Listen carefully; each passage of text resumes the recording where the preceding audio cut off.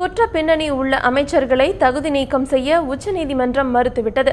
குற்ற வழக்கு விசாரணையை எதிர்கொண்டு உள்ளவர்களை அமைச்சர்களாக ஆக்குவது குறித்து பிரதமர் மற்றும் முதல்வர்களை முடிவு செய்யலாம் என நீதிமன்றம் தெரிவித்துள்ளது. இது பற்றி காங்கிரஸ் கட்சியை சேர்ந்த சட்டமன்ற உறுப்பினர் விஜயதரணியுடன் எமது செய்தியாளர் சலீம் நடத்திய நேர்காணலை இப்பொழுது பார்க்கலாம். உச்சநீதிமன்றத்தில் 2004ஆம் ஆண்டு, அதாவது 10 வருஷத்துக்கு முன்னாடி ஒரு வழக்கு போடப்பட்டது. அந்த மனுதாரர் ஒரு பொதுநல வழக்கு போட்டார். அதில் அவர் என்ன கேட்டிருக்கார் அப்படின்னா, குற்ற பின்னணி கொண்ட எம்பிக்கள் யார் மேலே குற்றப்பத்திரிகை தாக்கல் செய்யப்பட்டிருக்கோ அவங்கள அமைச்சராக நியமிக்க கூடாது அப்படின்னு சொல்லி போட்டிருக்காரு. அப்போ அதை தள்ளுபடி பண்ணாலும் அதை மறு ஆய்வு பண்ணி உச்சநீதிமன்றம் எடுத்துக்கிட்டாங்க. உச்சநீதிமன்றத்தில் என்ன தீர்ப்பு வந்திருக்கு அப்படின்னா, இது நாங்கள் பிரதமருடைய ஞானத்திற்கே விட்டு விடுகிறோம் அப்படின்னு சொல்லிட்டாங்க. ஏன்னா கவர்மெண்ட் அந்த மாதிரி ஆர்கியூ பண்ணியிருந்தாங்க. கவர்மெண்ட் என்ன சொன்னாங்க, கோர்ட்டு ஒன்றும் சொல்ல முடியாது, நாடாளுமன்றம் தான் இது குறித்து முடிவு பண்ணணும். ஏன்னா மக்களால் ஓட்டு போட்டு தேர்ந்தெடுக்கப்பட்டதுனால தான் அவங்கெல்லாம் எம்பி ஆக்குறாங்க. அந்த மாதிரி ஆட்களை தான் நாங்கள் அமைச்சர்களாக நியமிக்கிறோம், இதில் எந்த பிரச்சனையும் இல்லையே அப்படிங்கிற மாதிரி வாக்குவாதம் எல்லாம் போயிருந்தது.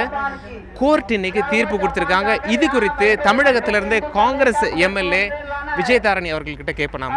மேம், நீங்கள் சொல்லுங்கள், நாடாளுமன்றத்தில் காங்கிரஸ் பாஜகவிற்கு நெருக்கடி கொடுக்குமா? ஏன்னா பாஜகவில் 14 அமைச்சர்கள் குற்ற பின்னணி கொண்டவங்களாக இருக்கிறாங்க.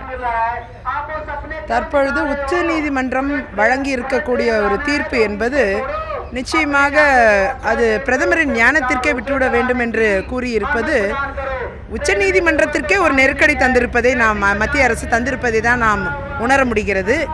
ஏனென்றால் மத்திய அரசு பதில் மனு உச்சநீதிமன்றத்தை தாக்கல் செய்த பொழுது தெளிவாக இது அரசாங்கத்தின் ஆளுகைக்கு உட்பட்டது, உச்சநீதிமன்றம் இதில் தலையிடக்கூடாது என்பது போன்ற ஒரு பதில் மனுவை தாக்கல் செய்ததன் விளைவுதான் உச்சநீதிமன்றம் இதில் தலையிடுவதற்கு தயங்குவதாக தோன்றுகிறது.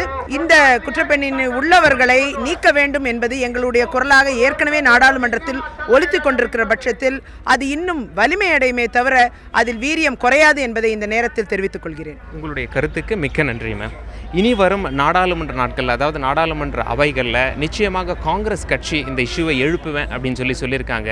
நிறைய அமளிகளை நாம் மீண்டும் நாடாளுமன்றத்தில் எதிர்பார்க்கலாம் என்று மட்டும் தெரிகிறது. டெல்லியிலிருந்து தந்தி செய்திகளுக்காக கேமரா பர்சன் பூபேந்தருடன் சலீம்.